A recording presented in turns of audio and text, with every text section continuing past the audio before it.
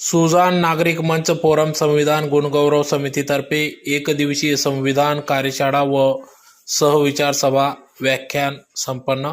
धुळे शहरातील विद्यावर्धिनी कॉलेज येथे आज दिनांक 22 मे 2026 रोजी दुपारी 4 ते 6 दरम्यान भारतीय संविधानातील समता, बंधुता, न्याय आणि स्वातंत्र्य मूल्याची जनजागृती संपूर्ण जगात करण्यात येत असून गावागावात घराघरात जनजागृती करून पोहोचवण्यासाठी संविधान समन्वयक समिती कार्य करीत असून त्यातलाच एक भाग म्हणून आज सुजाण नागरिक मंच फोरम संविधान गुणगौरव समिती धुळे जिल्हा समन्वयक तथा धुळे जिल्हा भारतीय बौद्ध महासभा जिल्हाध्यक्षा लताताई रविकर बागुल यांच्या वतीने गेल्या अनेक वर्षापासून या ठिकाणी भारतीय संविधान, समता, बंधुता, न्याय, स्वातंत्र्य मूल्याची जनजागृती करण्यात येत असून विविध उपक्रम राबविण्यात येत असतात। मागे देखील या संदर्भात संविधान गावागावात घराघरात पोहोचवण्यासाठी लेखी परीक्षेचं देखील आयोजन करण्यात आले होते। त्याच प्रकारे या ठिकाणी आज देखील विद्यावर्धिनी कॉलेज येथील सभागृहात रायगड जिल्हा व्याख्याते, लेखक व संविधान अभ्यासक विश्लेषक नूर खान पठाण सर यांच्या प्रमुख उपस्थितीत एकदिवसीय कार्यशाळा सहविचार सभा या ठिकाणी पार पडली। यावेळी सखोल असे मार्गदर्शन या ठिकाणी नूर खान पठाण सर यांनी केले। तर यावेळी या कार्यक्रमाप्रसंगी धुळे जिल्हा समन्वयक तथा भारतीय बौद्ध महासभा जिल्हाध्यक्षा लताताई रविकर बागुल, प्राध्यापक अनिल दामोदर, प्राचार्य जगदीश पाटील, महेंद्र वाघ, भारतीय बौद्ध महासभा अध्यक्ष अण्णासो महेंद्र महाले, रविकर बागुल, ज्योत्स्नाताई अहिरे, विद्याताई सरदार, छायाताई इंदवे, सुनीताताई गायकवाड, अनिताताई नेरकर, सुनीताताई सिरसाट, पुष्पाताई सिरसाट आदी सर्व पदाधिकारी यांच्या उपस्थितीत या ठिकाणी संविधान जनजागृतीपर कार्यक्रम व्याख्यान एकदिवसीय कार्यशाळा या ठिकाणी पार पडली। रायगडचे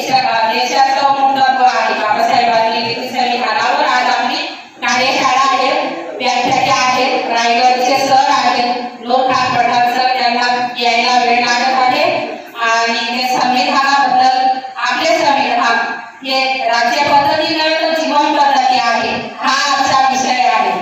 तर सरांचं यावशीला प्रास्ताविक संविधानात मूल्यांची रुजवणी करण्यासाठी आपल्याला तो विषय आहे आणि हे पुस्तक नूर खान पठाण सरांनी त्यांच्या मूल्यांच्या रुजवणीसाठी अत्यंत मोलाचे काम केले आहे। त्याबद्दल त्यांचे मनापासून अभिनंदन। आणि नूर खान पठाण सर हे जिल्हा परिषद शाळेत शिक्षक असून आपले काम निष्ठेने आणि कर्तव्य भावनेने करत असतात। भारताच्या उद्याच्या नागरिकांशी त्यांचा सततचा संवाद, विद्यार्थ्यांमध्ये जबाबदार नागरिकत्व विकसित व्हावे यासाठी स्वतः प्रयोगशील आहे।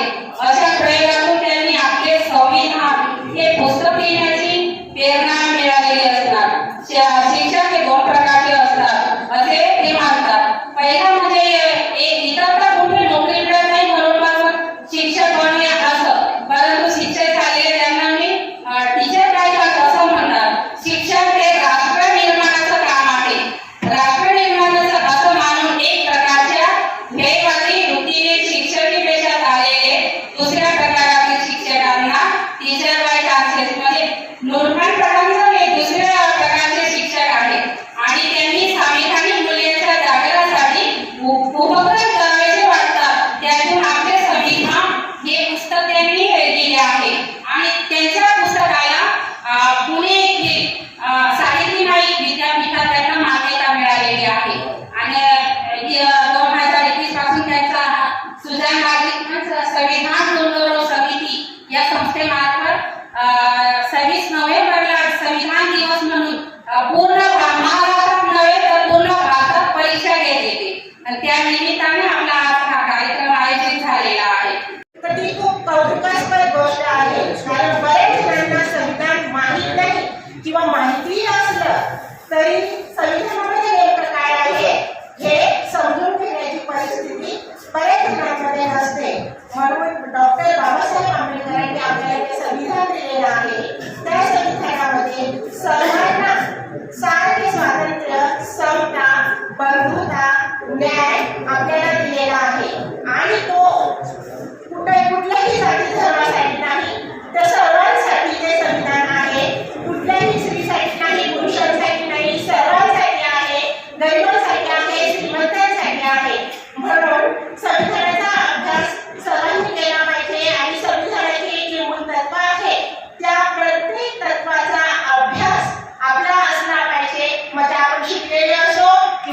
शिक्षित असो, कमीत कमी आपल्याला स्वातंत्र्य माहिती पाहिजे, समता माहिती पाहिजे, बंधुता माहिती पाहिजे. आणि जो डॉक्टर बाबासाहेबांनी जी न्यायाची भूमिका सर्वांना दिलेली आहे आणि सर्वांना सारखा न्याय कायदा दिलेला आहे, हे आपण समजून घेतलं पाहिजे.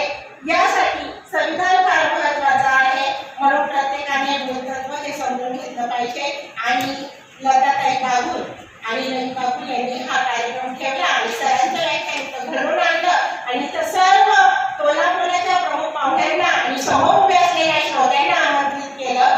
याबद्दल त्या सर्वांचं त्याचं दोघांचं अभिनंदन आणि समितीचं पण अभिनंदन, त्याच्यातल्या सदस्यांचं. थँक्यू. संविधानाच्यावर पुन्हा पुन्हा चर्चा होणं का आवश्यक आहे आणि ती का केली पाहिजे आणि ती आपण करता आहात, हे अतिशय एक स्तुत्य उपक्रम आहे. त्यात महिलांचा पुढाकार आहे, हे अतिशय चांगली बाब आहे. त्यामुळे आपण सगळ्यांचं मी या ठिकाणी अभिनंदन करतो.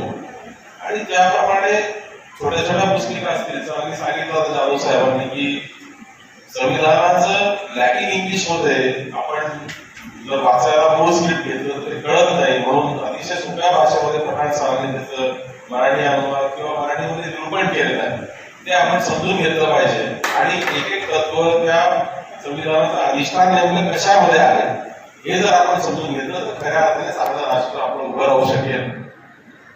आपण जर म्हणायला गेलो, आताच मला वाटतं सांगितलं की 16 राष्ट्रांच्या संविधानाचा अभ्यास करून बाबासाहेबांनी सर्व समावेशक असं हे संविधान तयार केलं. म्हणून काही लोक असे म्हणतात की बाकीचं कॅनडातून घेतलं, बाकी अमेरिकेचं संविधानातून घेतलं वगैरे वगैरे असे देखील आरोप होतात. परंतु आपण जर तिथे अभ्यास केला तर आपल्या लक्षात येईल की भारतीय संविधानाचा अधिष्ठान हे कुठल्याही इतर देशांच्या संविधानामध्ये नसून भारतीय स्वातंत्र्य चळवळीमध्ये आहे. आणि भारतीय संविधान आणि इतर राष्ट्रांचं लिखित किंवा अलिखित संविधान या जर आपण तुलना करायचं ठरवलं तर आपल्या एक गोष्ट प्रकाशाने लक्षात येईल की इतर राष्ट्रांचं संविधान जे आहे ते संविधान तिथले अस्तित्वात असलेली समाज रचना, राज्य व्यवस्था ही जशी आहे तशी नीट चालावी यासाठी ते संविधान निर्माण झालेले आहे. परंतु भारतीय संविधान हे राज्यकर्त्यांवर दुहेरी जबाबदारी टाकतं. पहिली जबाबदारी राज्य जे चालवायचं आहे ते स्वातंत्र्य, समता, बंधुता आणि न्याय या चतुसूत्रीवर चालवायचं आहे, हे एकीकडे प्रतिपादन करत असताना स्वातंत्र्य, समता, बंधुता आणि न्यायावर आधारित समाज रचना निर्माण करण्याची जबाबदारी सुद्धा हे संविधान स्वीकारते. आज आपण संविधान जनजागृतीच्या संदर्भामध्ये एक चर्चासत्र आयोजित करण्यात आलं होतं, ही कार्यशाळा आयोजित करण्यात आली होती. परंतु प्रॉब्लेम असा झाला की मी येत असताना आता ॲक्च्युली कोकणमधून निघालो आहे. रस्त्यात नाशिक, मालेगाव आणि नाशिकमध्ये आणखी 2 भाग अशा सगळ्या ठिकाणी आपल्या सगळ्या सहकारी बांधवांची कार्यशाळा घेत इथपर्यंत येतोय. आणि येताना नेमकी आणखीन आज छोटीशी अडचण अशी झाली की मी माझ्या परिवाराचे पती पत्नी सातत्याने आजचा हा कार्यक्रम यशस्वी व्हावा म्हणून खूप प्रयत्न करत होते.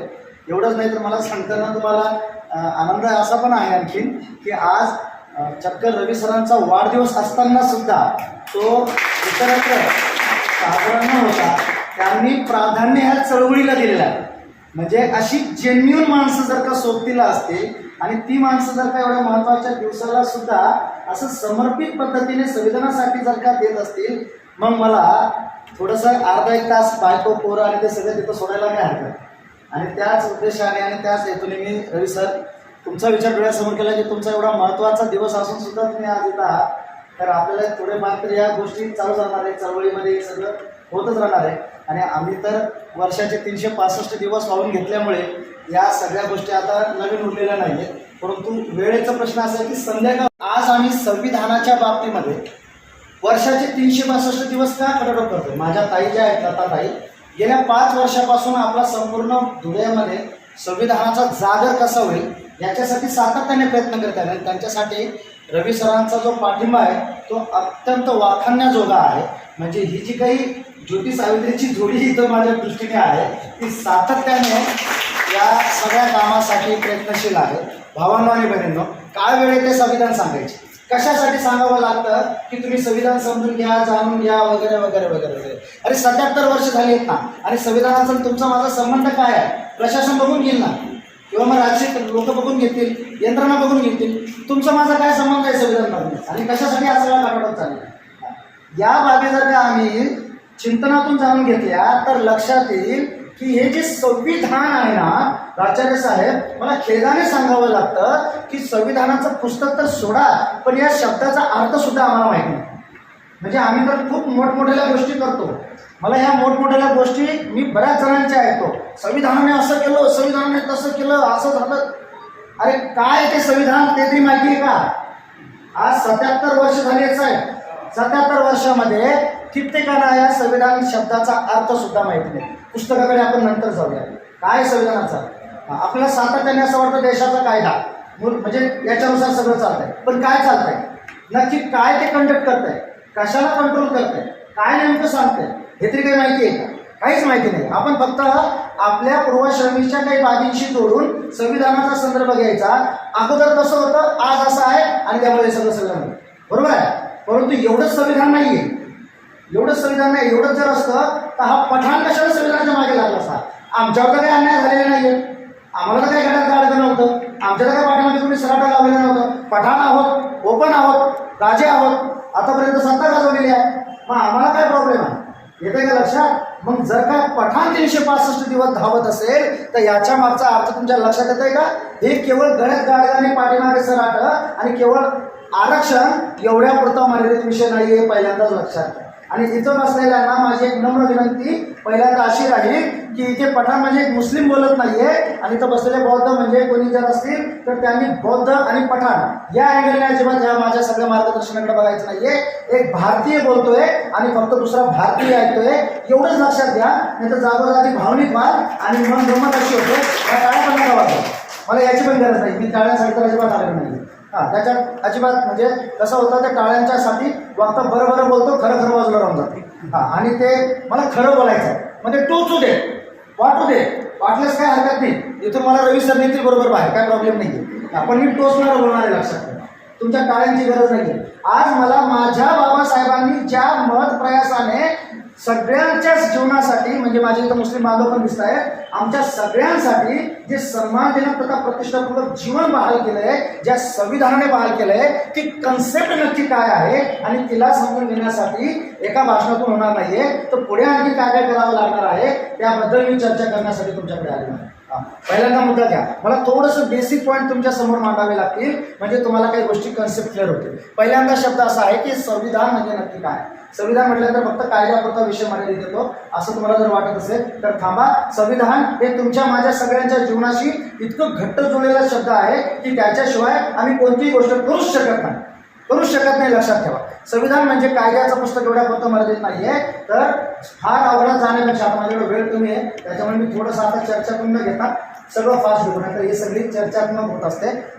संविधान म्हणजे काय आहे तर जनरली डूज अँड डोंट डूची आहे, म्हणजे काय करायचं आणि काय नाही करायचं याच्या संदर्भातली जी काय आचारसंहिता असते ती आचारसंहिता म्हणजे संविधान. फार जर वाटतंय का हा कार्यक्रम आहे, या कार्यक्रमाच्या संदर्भामध्ये अगोदरपासून ठरलेलं आहे की समोर कोण बसणार आहे, पुढे कोणाला आमंत्रण द्यायचं आहे, सूत्रसंचालन कोण. आज दिनांक 22 मे आहे. विद्यावर्धनी महाविद्यालयात संविधान कार्यशाळा, एक दिवसीय संविधान कार्यशाळा आहे आणि व्याख्याते आहेत रायगड जिल्ह्यातून आलेले नूर खान पठाणचं, आदरणीय नूर खान पठाणचं व्याख्याते आहेत आणि दामोदर यांच्या अध्यक्षतेखाली आपण एक दिवसाची संविधान कार्यशाळा आयोजित केली आहे. तर संविधान घराघरात पोचले पाहिजे. आपले संविधान हे राज्य पद्धतीच नव्हे पण आपल्या जीवन पद्धतीसाठी उपयोगी कसं ठरणार आहे या विषयावर ही कार्यशाळा होणार आहे आणि घेण्यात येणार आहे. विद्यावर्धनी पाहिजे आपल्यामध्ये संविधानाचे नियम आपल्याला माहीत पाहिजे, त्याच्यामध्ये अनुच्छेद दिलेले आहेत की आपल्याला माहिती असायला पाहिजे. त्या निमित्ताने आपण विद्यावर्धनी कॉलेज इथे हा कार्यक्रम केलेला आहे. सुजाण नागरिक मंच, संविधान गुणगौरव समिती हा कार्यक्रम धुळ्यामध्ये 2023 पासून राबवला जातो आहे. त्याचा अभ्यास करत असताना वयाची कोणतीही अट नाही, आपण शाळेत महाविद्यालयातही राबवू शकतो. आणि विशेष म्हणजे ते 26 नोव्हेंबरला आपण परीक्षाही त्याची होत असते. 26 नोव्हेंबरला परीक्षा देत असतो, त्याच्या निमित्ताने आपल्याला संविधानाची माहिती मिळत असते.